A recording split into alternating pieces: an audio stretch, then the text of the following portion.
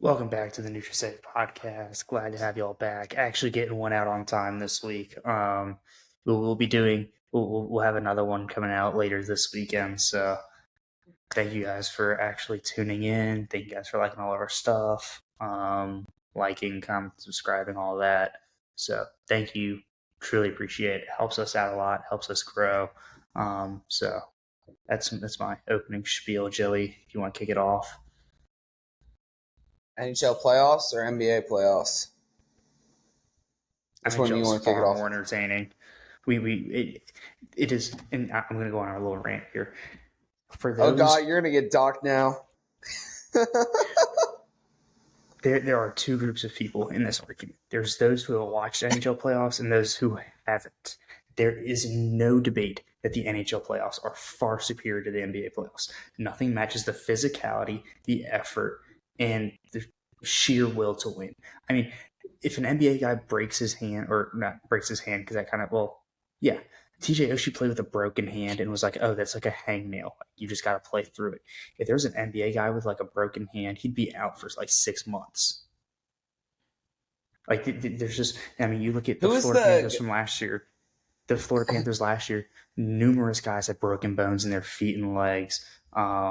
One guy had something wrong with his shoulder. I think he had a torn rotator cuff, something like that. But still, in the NBA, they don't play through injuries like that, where in the NHL they do. There's just a different level of toughness. There's a different level of physicality. There's a different speed to the game when you hit the playoffs in the NHL.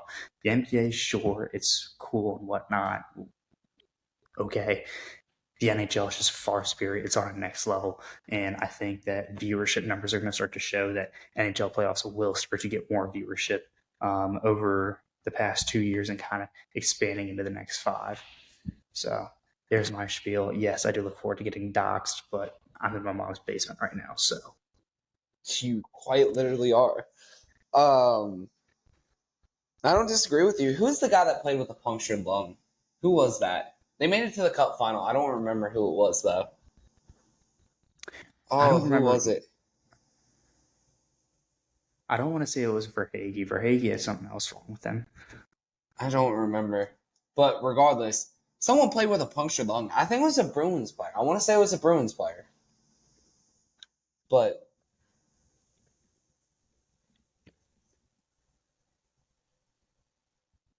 do you get it?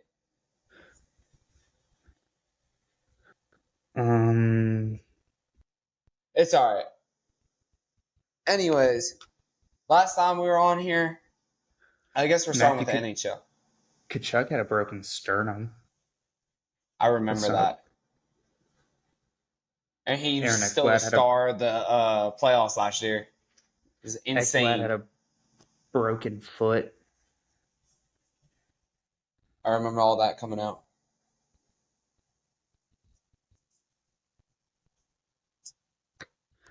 Radko Gudas with a high ankle sprain. Yeah, that Florida team was beat up by the end of the playoffs. But that's how physical they play. That's why I don't know if they're going to be able to make it to the Cup final this year, especially with New York, Carolina. They might be able to beat Boston because I don't think Boston's got enough.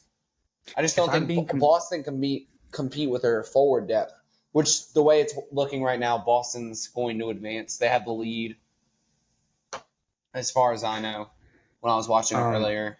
So on the Rangers, I don't think the Rangers won that series as much as the Capitals lost it. You look at a lot of the Rangers' goals, it was stupid turnovers and terrible plays by the Capitals. You put any normal team in there, I don't think those same mistakes are made, and half the Rangers' goals don't happen. Well, yeah, but the Caps were, let's be real, the Caps aren't a good hockey team. They're just not. They couldn't even win 41 games this year. Caps weren't a good hockey team this year. I'd argue the same thing with Detroit. They only won 41 games. No matter who was going to make it in that slot in the East, they're not a good hockey team. And you've seen that with Tampa. Tampa's not a good hockey team. I was surprised they were able to pull off that blowout they had. They were up like 3-0 in the first on Saturday. So that one kind of surprised me. but Tampa wasn't a good team. I think the East is very weak. It's very top heavy and very weak on the bottom side. But if you look at the West, the bottom feeders of the league are all in the West. So it's a way to look at it. We'll get into New York since you already said something about it.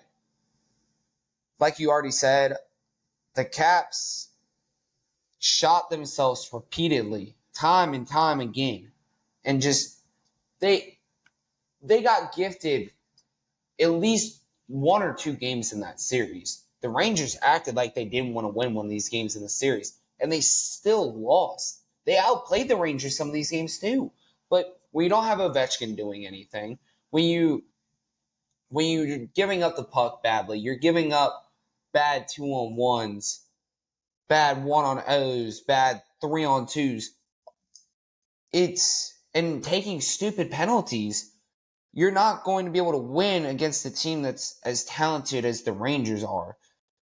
And I think that's what killed the Caps in this series. And I think like you said, the Caps shot themselves in the foot repeatedly, time and time again.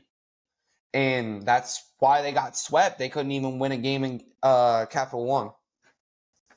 And I think you look at it and Ovechkin not doing anything. People are saying, oh, he's washed. I don't think he's completely washed yet. I think he might be able to pull off a 40-goal season next year. It's going to take him getting started early. But again, you have to remember that the Caps traded away a lot at the deadline and got a lot of draft capital back. I was looking at this the other day. I think we have 17 picks in the top 3 rounds of the next 3 drafts. It's not crazy. One more thing I want to say on Ovi. In the third period of that game, and that game was well within reach. I think that it was 2-1 until the Rangers scored an empty net goal. Ovechkin didn't care.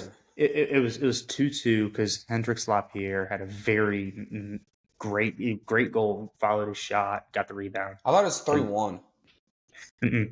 It was 2-2. It was tied, and then Artemi Panarin had the power play goal where Lindgren fell on his ass. That pissed me off because, again, and I've seen so many comments where it's been like, oh, Lindgren didn't have a good series. Oh, Lindgren was terrible.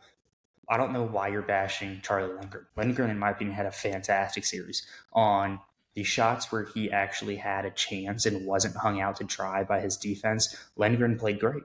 But there were instances where in game 4, Nick Jensen fell down and kind of just fanned on the puck right into the slot. The one thing they tell you as a kid never to do is pass it right through the slot. Kind of just whiffed it right in the middle of the slot. And I don't know, I can't remember what the guy's name was, but this dude just ripped it top shelf. I mean, Lindgren had no chance on that. And then you look at after we scored, I mean, it was like every time the Caps scored, New York would score 50 seconds later.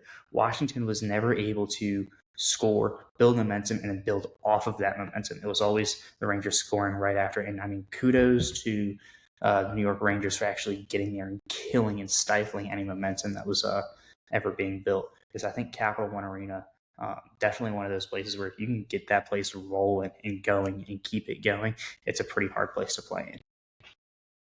And I think Capital One was rolling in. I think it was game 3. The Caps had a really good start, and they just couldn't execute. And it felt like Ovi didn't care. I'm watching him not battle for these pucks, and I'm not used to seeing that from anyone in the playoffs, and specifically Ovi. But Lindgren had a good series, especially from what you're expecting to get from him. That's my biggest thing, is he's not having the type of series that Swayman's having, or if you take out game 1 that Georgiev's having, or I can't think of anyone else off the top of my head that's having a really good series. Stuart Skinner's not playing bad, but I don't see a way where I don't see how you can blame Lindgren when the Caps couldn't score. Yeah, I mean they couldn't shoot, and that was the one. What was the one thing I said they had to do at the beginning of the series? Put pucks on net. Is shots. They did not get shots on goal. I think they had one game where they had shots in the 30s, and that might not even be all the way there. Let's see, actually. Well, speaking of not being able to score, since last time we talked about it, Boston was up 2-1. Boston's now up 3-1 playing as we're recording. So last I saw it was tied 1-1 with the Leafs. Austin Matthews not playing tonight. Sheldon Keefe throwing Samsonov under the bus. My biggest thing is, why are you going to throw your goalie under the bus when y'all can't score? Let me read the games of this series. Let me find it. So tonight, with 7:27 left in the third, 1 goal. Saturday, Game 4, 1 goal. In Game 3, 2 goals. Game 2, 3 goals. Game 1, 1 goal. And I believe against Florida last year, they didn't score more than 3 goals after like Game 4. I don't remember what the series score was, but the Leafs can't score in the playoffs, and you're gonna throw your goalie under the bus for that? I'm sorry, your goalie giving up 3 goals a game in the playoffs is not, especially when you don't have a good defense. It's more than 3 goals a game. Oh, wait, never mind. I'm looking at the winning score. You're right. Well, I'm saying, like, you can't say your goaltending was bad when you've been outplayed. I think you've been outshot at least two of the 4 games, and you were outplayed every game but game 1 or game 3. So I don't like the coaches coming out and throwing their players under the bus and talking about we need better goaltending. And then Austin Matthews not playing tonight. You told me earlier that it might be because of concussion. That's fine if that's the case. But what you're telling everyone in public is it's an illness. I'm sorry. There aren't a lot of guys that are going to not play in the playoffs because of an illness. I think it looks soft. I think it looks really soft. And then you see Nylander snap on Marner throwing a temper tantrum the other day. It's just, this team and they've been really physical in this series, but they continue to be the core 4. I feel like it's just so soft, and that's why they haven't been able to score. Matthews has 1 goal in the series. And I think you look at what we talked about when we first started. You look at how far the Florida Panthers went last year in the playoffs. I mean, I'd say they had a chance at the Cup in the finals, but I mean, Vegas was just overpowered. I mean, no one was stopping Vegas last year. And so you look at all the injuries that we were just talking about, and then you have Matthews go out, and I mean, I understand if it was a concussion, like you can't play with a concussion. You know that you've had quite a few, but Yeah. you go, and if it's not a concussion, it's just general sickness. I mean, come on now. I mean, you've heard stories of Kobe playing regular season games through sickness. You've heard of multiple things where it's like, okay, you probably shouldn't play, but they went ahead and did. And again, it's the playoffs. Your team is on the verge of elimination, and you're not playing. I mean, I couldn't agree more with you on that being soft. And I think this is the last game. Should Boston come out and win, I think this is the last game we see with that core 4 together. I think it's the last game you see with Sheldon Keefe and that core 4.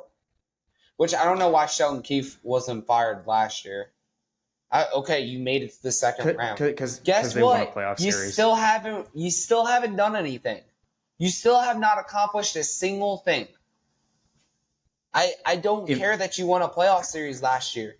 You have a talented enough team to go further in the playoffs, and yet those same guys, you cannot scheme them to score. You can't do anything to get your team farther than the second round. And if the Leafs keep falling for the same trap over and over and over again, they're going to continue to not win playoff games. And they're about to only win 1 this year. I think they only won 5 last year. Congrats. But if you ain't got anything else, Carolina's up 3-1. They're also playing right now. Last I saw, Carolina was up 3-2 with, I think it was like It's 15 minutes now left in the three. second. It's 3-3 at the end of the second. So The New Islanders tied it York, up. I'm gonna try not to talk about tonight because I don't think you've been able to watch the games yet. Mm-mm. So Carolina, I was surprised that New York had that fight in them after they went down 3-0. And they're still fighting right now. They still gotten this game back 3-3. I was really surprised at that. You were willing to fight a series where you have, I think it's 4 times ever that a team has come back from 3-0, and you're still putting in that extra time. Some guys don't have that mental toughness. I was really impressed to see the Islanders. I just think the Islanders aren't that talented of a team. Like I said earlier, I think the East is very weak in this first round. I think it gets a lot tougher after into the second round. But the Islanders keep fighting. Varlamov is playing very well. Anderson's not having as good of a series as I thought he would, but the Canes' depth has continued to push them along in this series. I don't know if I mentioned it last time we were on the podcast, but I think I did. That when I had last seen it, it was like 12 goals by 10 different players for the Canes. Like that's the depth of this team is very scary. It's looking like they're gonna play New York. I think that will be a very entertaining series. Good job, Islanders. I also just last thought on that. I don't think Patrick Waugh is a very good coach. I think Brendan Moore's heavily outcoached him in this series, regardless of the talent deficit, which Carolina definitely has an advantage in. Yeah, I think you got a lot of truth there. I think Brendan Moore's also been around the block coaching. He's got a lot more playoff experience in coaching. I know Waz had his fair share of days playing where he's had some pretty deep playoff runs. But I mean, you look at as of late, Carolina's made it to second and third round almost pretty consistently the past 4 or 5 years. So I think Brendan Moore is probably going to be around in Raleigh for a very long time. But I mean, when you're talking about the guys who have the diversity of scoring coming from Carolina, this is kind of what I thought we were going to see. You picked up so many weapons at the deadline, and that allows for you to be able to go. And if someone's having an off night, someone just doesn't feel like trying very hard for whatever reason, you have other people that are very competent and very able to pick up the slack. So, um, I mean, I don't see New York. I don't know if they'll pull out this game in Raleigh. Again, I'm surprised they've come back. They're originally down 2-0, then down 3-1. Now they're all the way back 3-3. I could see this next period being very explosive for the Canes. I'm surprised that the over has hit. I think the past 3 games in this series, the under has been what's hitting. I think it was like 2-1, 3-1, and then 3-2, or 3-2 a couple times. But it's good to see the over actually take one here. All right. Did you want to say anything about Florida? Florida and Tampa? I want to talk about Tampa Bay in general because you talked about Tampa Bay not being a very good team. I thought they had a decent team this year. I mean, it's the same core that's been there for a while, given they've traded away some of the more ancillary pieces. We were talking this past weekend at the Norfolk Admirals game. Shout out to them. They are moving on to the second round of the playoffs after making the playoffs for the first time in, 10 years? So big Yeah, shout something out. like that. Repping the 757 there. So very proud to see our hometown doing well. Norfolk Tides off to a hot start as well. But Steven Stamkos has possibly played his last game in the blue and white for Tampa Bay. I don't know if they'll re-sign him. He's got a lot of choices. He's an unrestricted free agent after the season. So as much as I think Tampa Bay would like to keep him, as much as he would like to stay in Tampa Bay, he is easily one of the greatest players in Tampa Bay's history. He's led them to 2 cups. He's kind of been there through it all, the rebuild and everything. And so I think more importantly, the biggest thing besides the season ending is figure out, hey, as an organization, what is Tampa Bay going to do with Steven Stamkos? Obviously, he has a huge cap hit. I don't remember what it was, but the price on him, I don't know if it's worth what the production. And again, he had a crazy year. I think he had 40 goals this year. I think it So was a little he bit less still than that, yeah. he still has the production, but I don't know if that production will be able to keep up next year. Hold on, let's see. Well, Tampa's just old now, and they lost the luster that they had after they lost to Colorado, because they didn't have a tremendous team last year. They lost to the Leafs in the first round. They lose again in the first round this year, and so one, I think the goals that were called off were the right calls. The first one I was a little iffy about, but the second one was definitely not a goal. You can't just spin right into the goalie's paint. Both of the times they were in the paint. So you can have your arguments on that. The refs versus Tampa argument, I don't think that really works, because I think the PIMs were 48 on Florida and 30 on Tampa. And the way Stamkos was taking it all in last night, I think it's very much that he's thinking he's going to leave.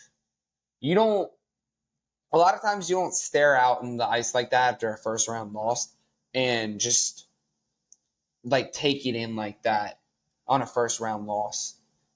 So I think he's very much likely going to leave. I think Tampa's going to start to go through a rebuild here soon, kind of like the Red Wings did. I believe it was in 2014. Start like dying down and not making the playoffs, all that type of stuff, and just get worse until it gets rebuilt. And so Tampa had a hell of a run as a, I guess, dynasty. Great for that organization. I think John Cooper is. What do you think about John Cooper? Because I feel like John Cooper might leave if they go into a rebuild. I could see him leaving if they go into a rebuild, but I mean, he's been in the Tampa organization as a whole for a very long time. And John Cooper's a winner. He's won at every level he's coached at. Mm-hmm. I mean, he was on the Norfolk Admirals team that won the Calder Cup, right? Yep. Yeah.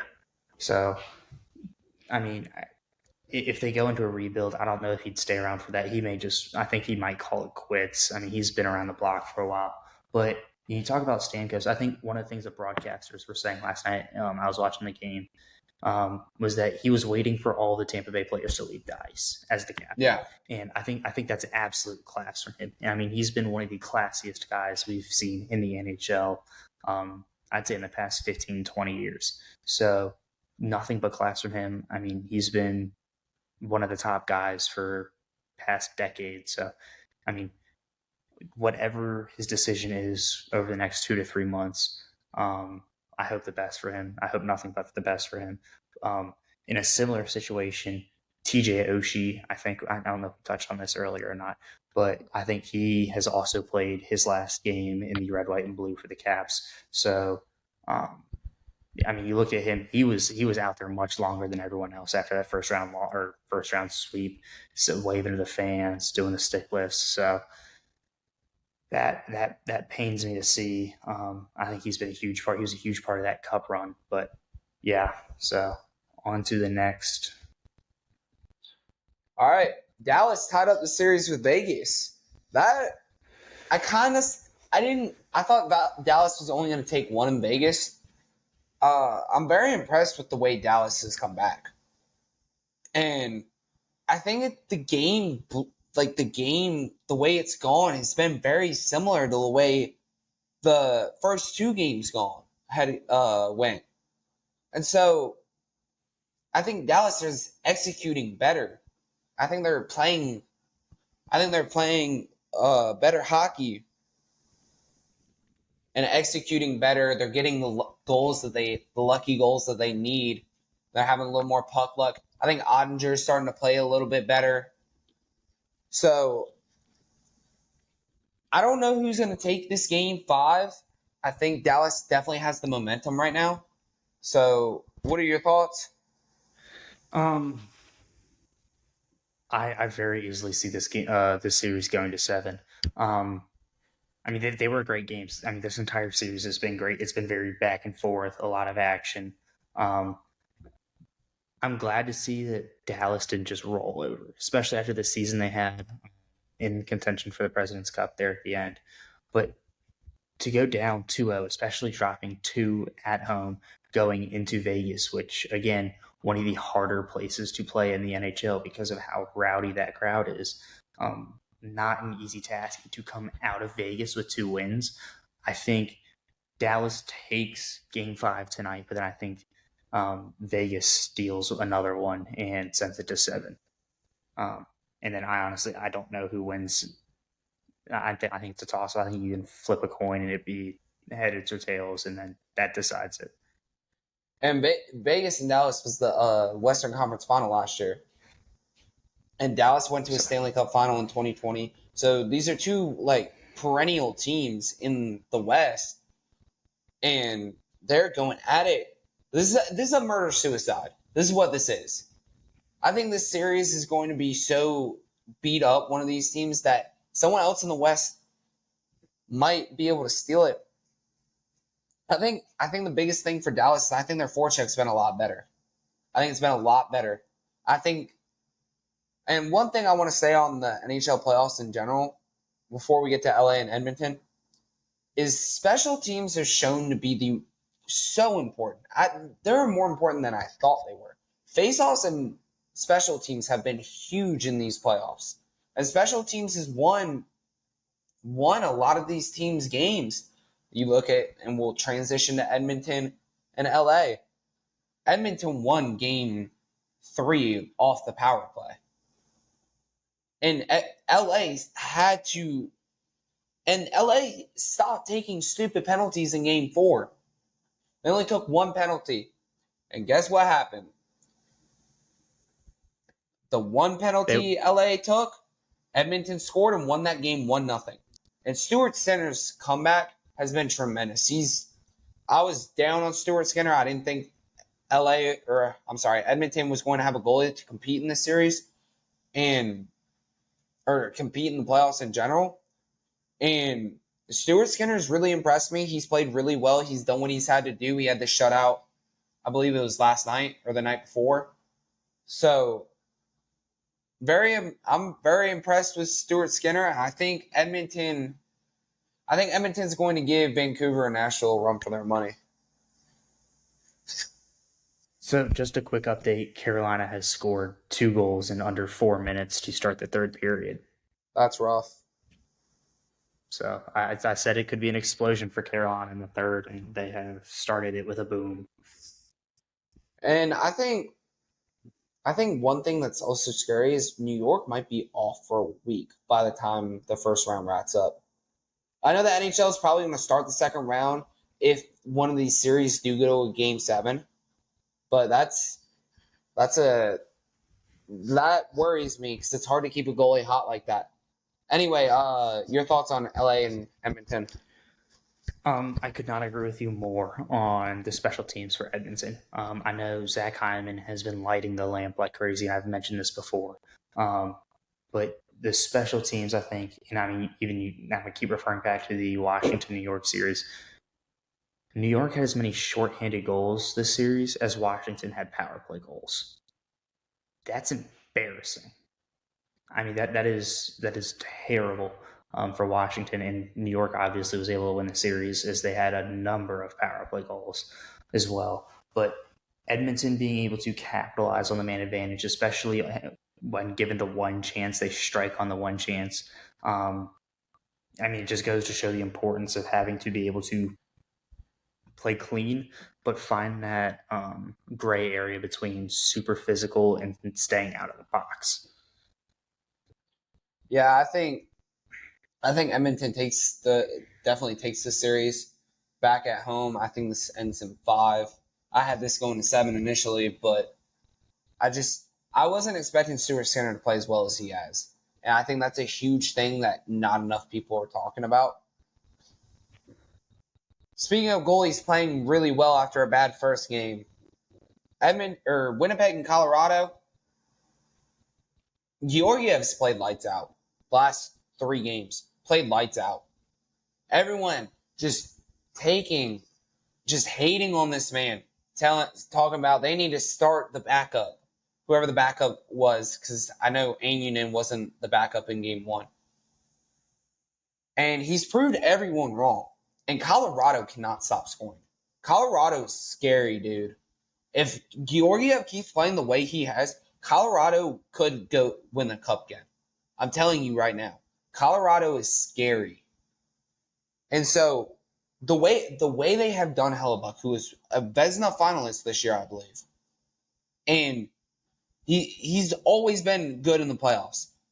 The way Colorado has torn up Hellebuck, and I know a lot of the goals aren't Hellebuck's fault, but Hellebuck's been making these saves that you don't expect him to make. These insane saves that you're not supposed to make.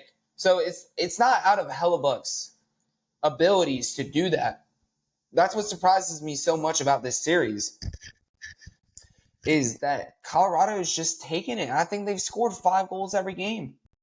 And the biggest thing... They've scored 6 twice and 5 twice. So, I mean, if you look at it, Hellebuck's kind of getting hung out to dry. And, I mean, he's had quite a number of SportsCenter top 10 worthy saves. But yet, the defense is kind of leaving him out to dry. And I think that offense for Colorado is just so, I don't want to say damaging, but they're literally an avalanche. Once you get them going, they're not going to stop. That McKinnon, Rantanen, Nichushkin line's scary, dude. And then I see Cale Makar going coast to coast. Like, how does this happen? And they keep scoring in, like, little flurries. I think they scored 3 in the second period. Game 4. I don't know if Colorado will take it in Winnipeg, but this series isn't going past 6. I don't see it unless Winnipeg just blows the doors off or Hellebuck returns to his normal form. But Hellebuck's had the most saves in the playoffs and the most goals given up.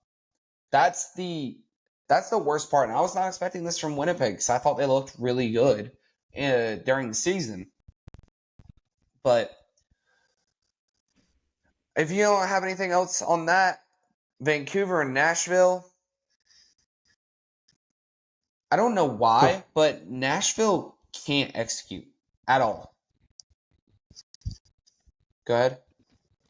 I was going to say, before you break it down, did you see the video of the girl checking a beer out the Catfish? Yes. All-time legendary moment. I expected nothing less from someone in Nashville, but all-time legendary moment. Oh, yeah. I don't know how much beer actually came back out the Catfish's mouth or whatever, Catfish's mouth. But way to hype up the crowd. I mean, I put that as like top 5 moments in the NHL from the crowd this season. Yeah, that one. And then Taylor Lewin's daughter chugging water. Yeah, everyone was hating on that though. Like, great way to promote alcoholism in kids, but we'll play Sexy Red for my 5-year-old. Look, I don't understand the hate on it too. Just shut up. Let the dude raise his own daughter. And no one cares what you think. Not one person cares what you think about this situation. It's a funny moment. Just let it be, people. Why y'all gotta cry about everything? I'm not gonna get on that because that's not sports and we're here to talk about sports. But just, why are y'all... Great way to promote alcoholism in kids. Bro, shut up. Nobody cares. Nobody cares what you think. I promise. But anyway, Nashville can't execute. They will outshoot Vancouver 35-3, and they'll still lose the game 2-1. Tell me how that makes sense. Vancouver's playing with a 3rd-string goalie and winning in overtime. Tell me how this makes sense. How are you this bad? How can you not score after everything? Everyone was hyping you up when you went on that 17-game point streak or whatever, talking about the off-season acquisitions were some of the best in the NHL, and y'all can't execute in the playoffs. You've outplayed Vancouver every single game of this series, and you're down 3-1. How does that happen? Especially in Nashville. Because Nashville sold one in Vancouver. How is Vancouver taking both of the games in Nashville? Because you can't execute. I know execution is a huge part of the game, but how are you this bad at it? You've played an 82 game regular season and you still Vancouver does not look good. Vancouver might have 7 scored on them if they play Edmonton. Cuz they look soft on defense. But for some reason Nashville just can't figure it out playing against a third string goalie. It blows my mind. And it was a hell of a game by that third string goalie that played. He had only made like 4 NHL appearances. And he played a hell of a game on, I think it was Saturday. Or Saturday? I think it was Saturday. Yeah, I think it But was Saturday. I don't get it, man. Nashville should be up 3-1 right now. Not vice versa. My thoughts are pretty simple on this too. You look at the shot comparisons; they're very similar to the New York Rangers and Washington Capitals series, but the scores are flipped. I mean, you've seen Nashville score 4 goals on 16 shots, which is insane, especially in the playoffs. But for there to be as many goals relative to the amount of shots we've seen in the series, I'm baffled. I mean, you talk about Vancouver going to play Edmonton next series. I wouldn't be surprised if Edmonton hangs 8 or 9. I mean, there's just Vancouver's not going to be able to keep up because they don't shoot. They don't get pucks on goal, and so I you're think not going to be able to go ahead. go. I said you're not I going to be think able to score. It's the same problem with the Caps. And I think Nashville's done a very good job of blocking shots. I think Vancouver's missed the net a lot. Because if you look at the shot attempts, Vancouver's either out shot attempting Nashville or it's pretty damn close. But they can't hit the net, and Nashville's done a very good job of blocking up the front of the net and blocking shots. And usually Stars has been just awful. Just awful. And he's gotten hung out to dry on a lot of these goals. But this is not what I've ever seen from UZ Saros in the playoffs. And I said this before the series started. I thought UZ Saros was going to have a hot series. I thought Nashville had the goaltending advantage in this series, and they just don't. UZ Saros is getting flat out outplayed by Casey DeSmith, Thatcher Demko, and a third string goalie I had never heard of. But I mean, talk about blowing a lead. Nashville's up 3-1 going into last 3.5 minutes of the third period. And how do you And then blow they that? go, This is what I'm talking about, the execution. This is the worst execution I've probably ever seen in a playoff series. I've been watching hockey for 10 years now, maybe probably a little more, 12 years. This is the worst execution I've ever seen in a playoff series. In a 7-game series, it's the worst execution I've ever seen. And the Islanders blew a 3-goal lead in the third period earlier this year, or earlier in the series against Carolina. So the fact that you have not been able to execute for 4 games is just, it's flat out bad. It's bad on the coaching. It's bad on the management. It's bad on the players.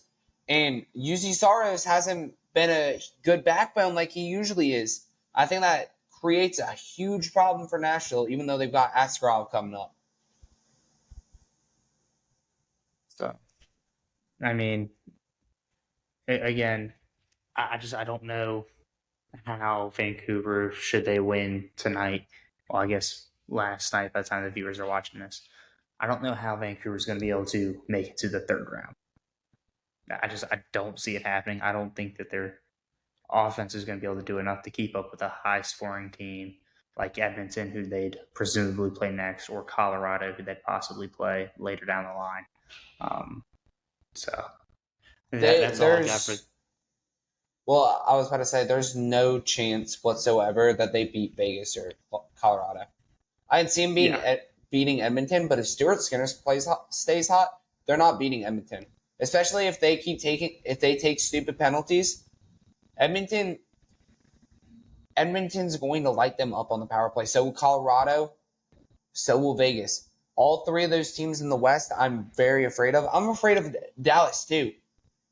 You're not going to be able to hang with these teams you're playing next when you're playing this bad on offense. You're not playing terrible defense, but I think a lot of these shots are not high quality shots, but you're not going to be able to hang with them. Anyways, on to NBA. I personally don't have a lot to say about this other than home series has been a huge advantage for some of these closers. Or home court has been a huge advantage in a lot of these series. You've seen the Lakers, who have been outmatched by Denver, pull one out at home. Cleveland and Orlando are now tied 2-2. Orlando stole the next to it at home. I thought the 76ers were going to take both at home, but New York ended up stealing one after I think Jalen Brunson had like 49 and 12, which is insane. But if you want to recap, you had a couple of sweeps. Clippers and Mavs is coming down to the wire, but I think it's like what you said earlier. It's hard for me to be entertained, and I have the games on. I have them on the TV. I don't catch my eyes glancing. I glance at the games, but I can't sit there. I would rather be watching the NHL than sitting there and watching the NBA. I mean, I will say I think the NBA playoffs has been much more entertaining than the regular season has been. You haven't had any of these 250-point games just because teams are realizing, hey, you actually need to play defense in order to win. So I'm glad they finally woke up and realized that. But and they do every year. Yeah, just finished a couple minutes ago. The 76ers are sending it to Game 6 after beating New York in overtime. So and they beat them in New York, which is huge. Philly could very well force Game 7. Yeah, I mean, shout out Ron if he's watching this. Who? My manager. Shout out Ron if he's watching this.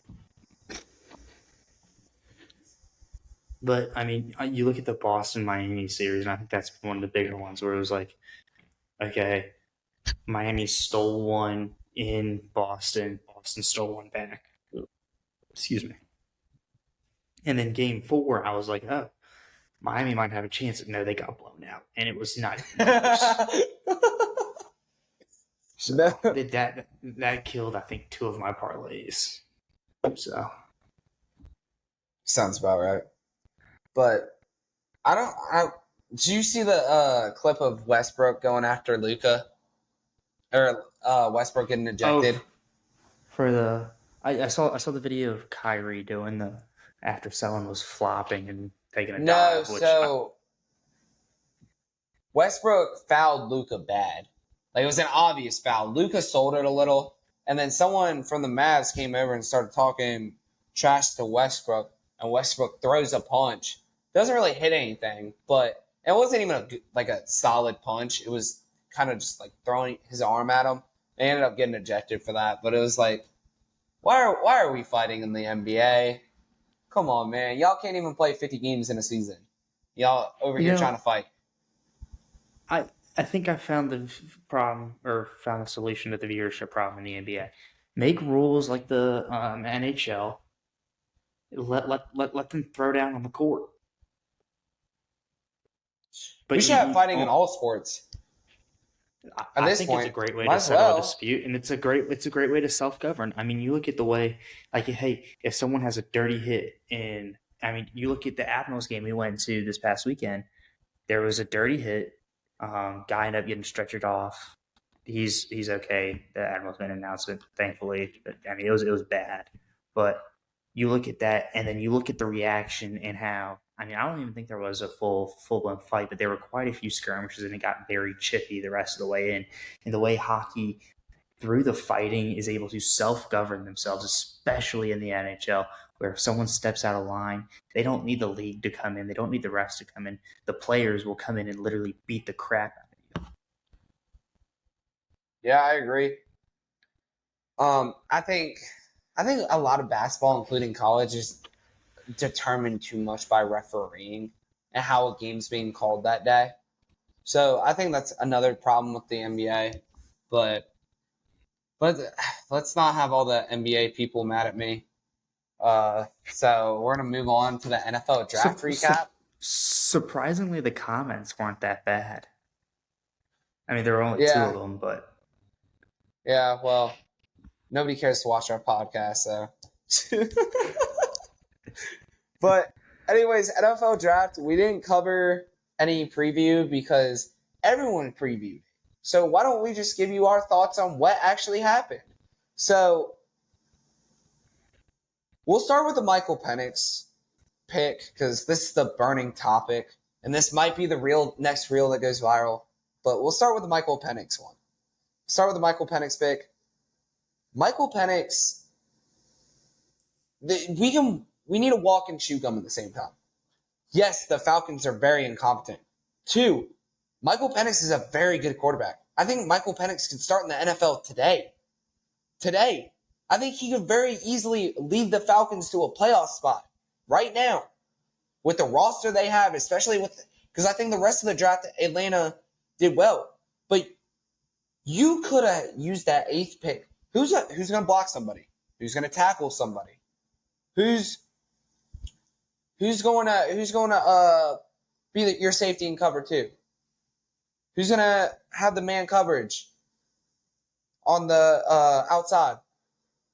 You could have bolstered this roster so much and improved it so much in such a shitty division you play in. And instead, you decided to take a 24-year-old quarterback and say, oh, well, if we sit him for 4 or 5 years, that's a great problem to have. No, it's not. You realize this kid's going to be 20. He's not even a kid. He's older than I am. But he's going to be 29 in 5 years. Michael Penix will be 29. If I'm Michael Penix, I'm requesting a trade. You telling me I'm going to sit for 4 or 5 years? And then the Falcons didn't tell Kirk Cousins. So you're going to draft Kirk Cousins' replacement after you just pay him $100 million. You're going to waste that first-round pick on a quarterback you don't need right now because you just signed one for a 4-year deal. Like, what are we doing? You could have used that on a wide receiver, which you don't sort of need, but you don't really need, but you could have used it on a corner. You could have used it on defensive line, offensive line. There were plenty of guys on the board that you should have taken with that pick rather than. And if a guy had fallen to you, that's one thing. Like taking Spencer Rattler, like the Saints did. We'll get to that in a minute. But I just don't. I don't get it. I don't think Michael Penix is a bad pick. It's who picked him. I couldn't agree with you more. I think he's a fantastic quarterback. I think it's also funny that the Atlanta Falcons have yet again drafted a left-handed quarterback who's named Michael to Atlanta. So for all the dogs there in Atlanta, keep your eyes on a swivel. The dog fighting rings might be coming back. About to get canceled. Michael. I don't feel like Michael Penix is that type of guy. I feel like Michael Penix goes about his business, and so it baffles me. I don't think it was a bad pick. I don't think he was drafted. He deserved to be drafted where he was. Just why? It's not about just like drafting a player is not about getting a really good player. There's really good players all over the draft. You've seen it. There were great players getting drafted in the 5th round. But why are we? It's about drafting the right, really good player. And so and you didn't draft the right, really good player. especially after you just signed Kirk Cousins. Why are you going to pay Kirk Cousins all this money? You could have gotten a really good corner on a rookie deal, and it would have been. And I get it. Just if you're worried about Kirk Cousins' health, why did you pay him $100 million? It doesn't make sense in my head.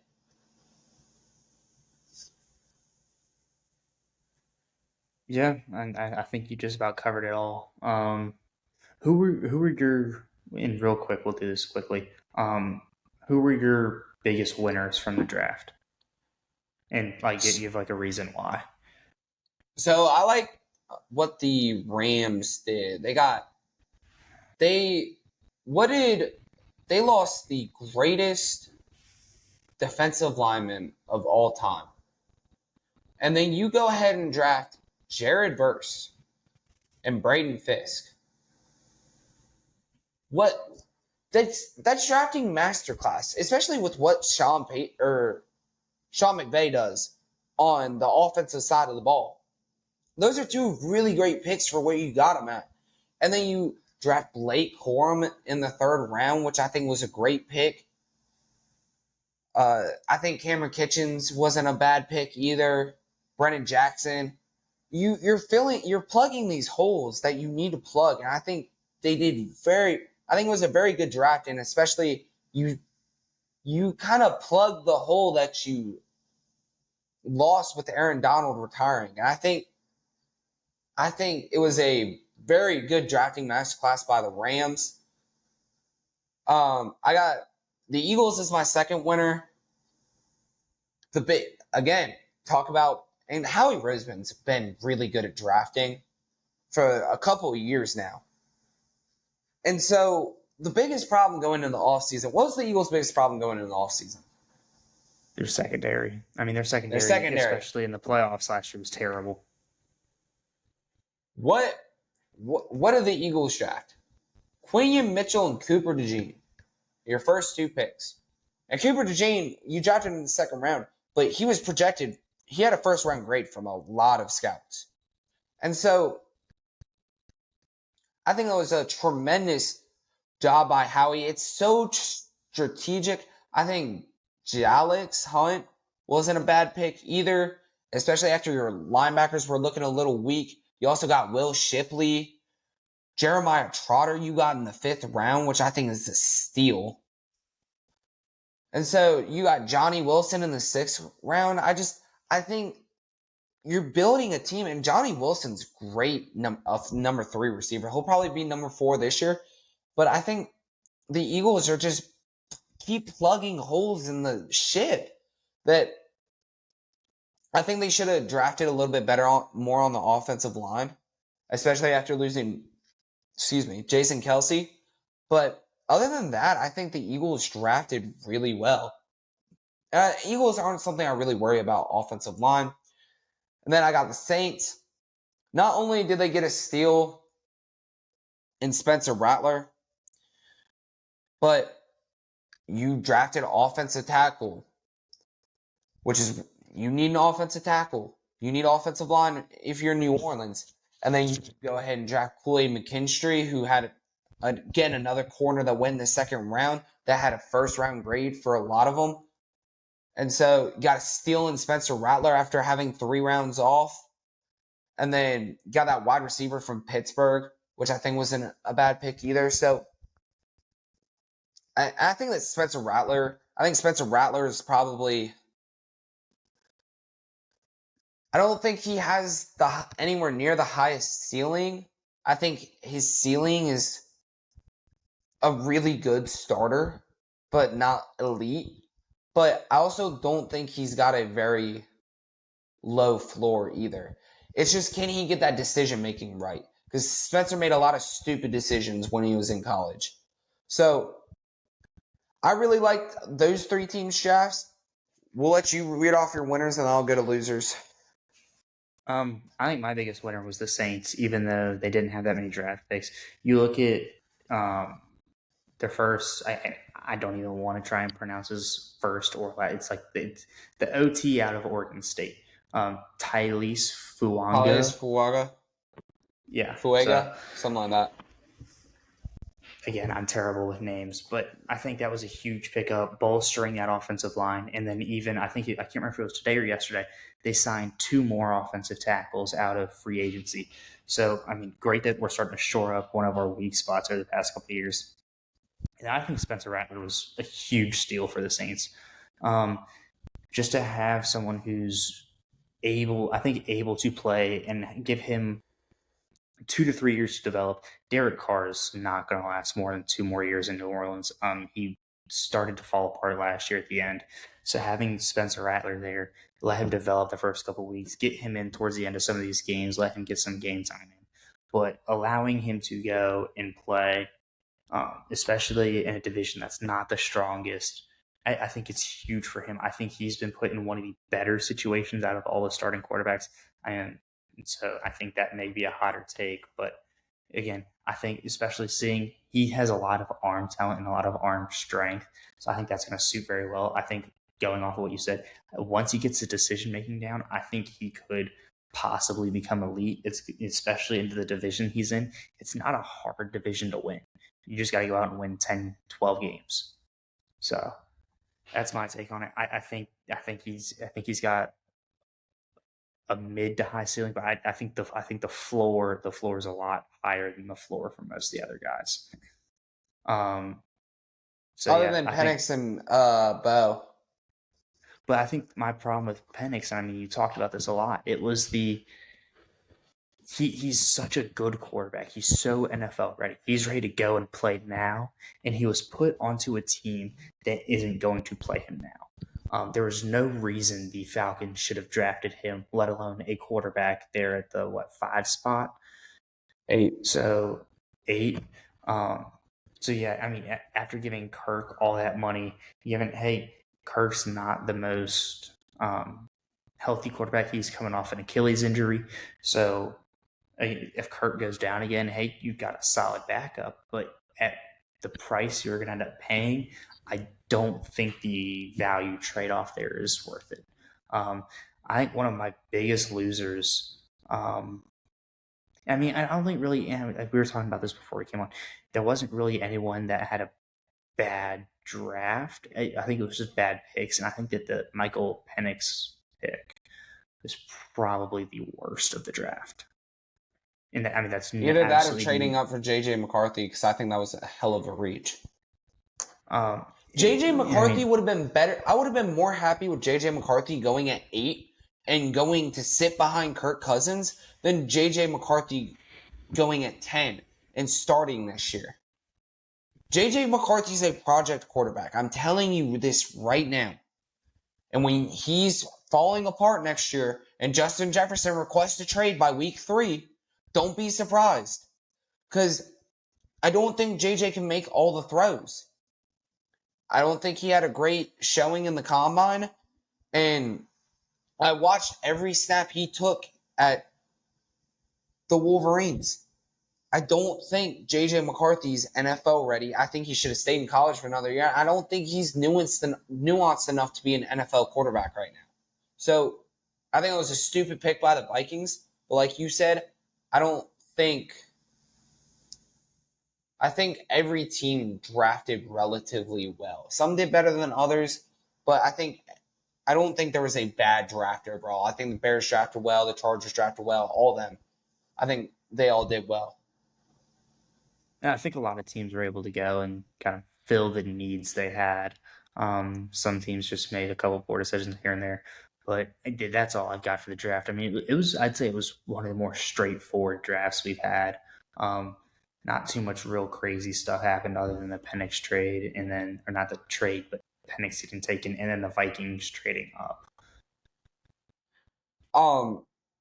I think there's just so much talent coming out now. And I got 2 losers, and they're both for the same reason. Giants and the Panthers. Giants didn't draft one offensive or defensive lineman. Panthers drafted 1 defensive lineman and no offensive lineman. What are we doing? Bryce Young's running for his life. Daniel Jones got broken last year.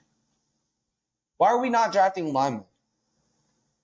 I don't understand that. There's so many guys on the boards, and I get drafting Malik Neighbors, but if you're the Giants, but I don't get that, man. Why are we not drafting offensive linemen? And I heard someone say this earlier. If your team's having a boring draft, that's a good thing. Lineman this, lineman that. That's what you need. The trenches end up winning you Super Bowls. Why have the Chiefs been so good? Because they've got a pretty good offensive line and a damn good defensive line. I couldn't agree with you. I couldn't agree with you more. It's games are won in the trenches, and I think you look at that pick that the Chargers made. Everyone was crapping on the Chargers for taking Joe Alt. That's a huge dude. Is 6'9", like 340. He's an alien. He's an alien. I mean, he'll be able to just grab two defensive linemen with each palm and just hold them. So is Joe Alt about to be the Aaron Donald of the? No, Aaron Donald wasn't big though. Aaron Donald wasn't big like that. He was a smaller guy. He was small, yeah. But I mean, he'd be like, I don't want to say Yao Ming, but he'd be like a Shaq. He's just going to dominate you with his size. Yeah, and what Jim Harbaugh said is that we look at our offensive linemen as skill position players. And that's the way Jim Harbaugh ran his team at the Wolverines last year. And guess what? It won him a national championship because you know who else that won 2 national championships to? Georgia. And they have a damn good offensive line. Those guys are huge. And look at their defensive line. They're monsters. Coming out with guys like Jalen Carter. I mean, it's unbelievable what's in the water in Athens, Georgia.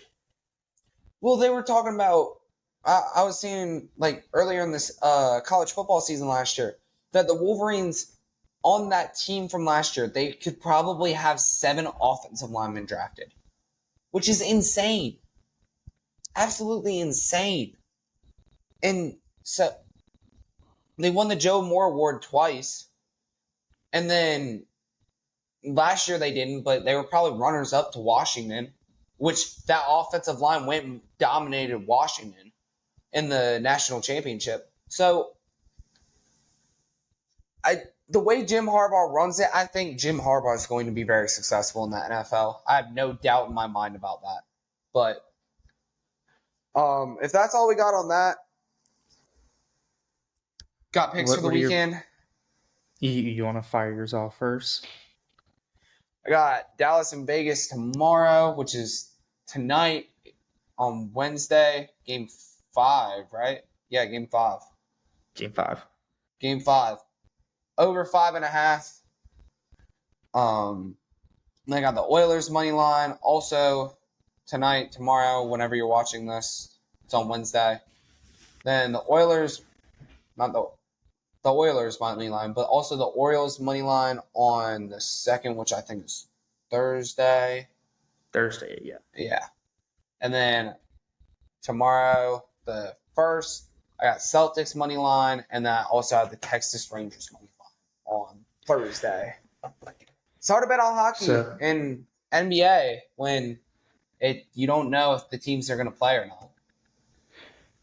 Yeah, I mean, so got a little bit of overlap. I've got Vegas money line against Dallas 5-1 Game 5. So that 5-1 being May 1st. I've also got over 6.5 goals between the Oilers and Kings. The over has only hit or not hit once, and that was that 1-0 game. And then I've got over 285, or not 285, 208.5. Big difference there. Points between the Dallas Mavericks and the Clippers. Also tomorrow night. And then shifting to Friday, I got Orioles money line against the Reds. So hopefully they win back-to-back there for our sake. And then Boston Red Sox money line against the Minnesota Twins, also Friday night. So that wraps up the picks. Thank you guys if you stayed to the end.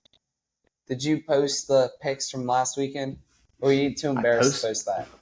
Because you kind of sold on me. You went 1-4. I think I went 4-1. It was some wishful thinking on my part. bro took everything he could for the Caps to win, and it still just fell flat on its face.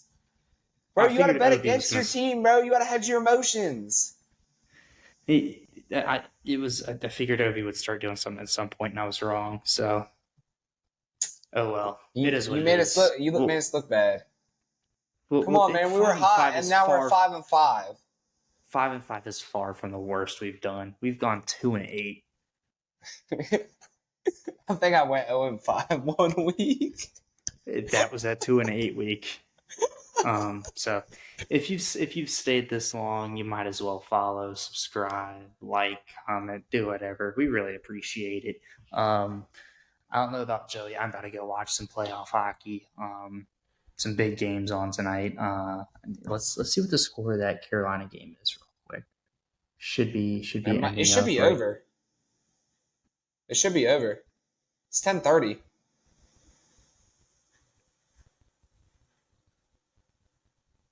Carolina won 6-3. So Damn. Carolina -1.5 hit today. Let's go. Damn, the Leafs came back and won.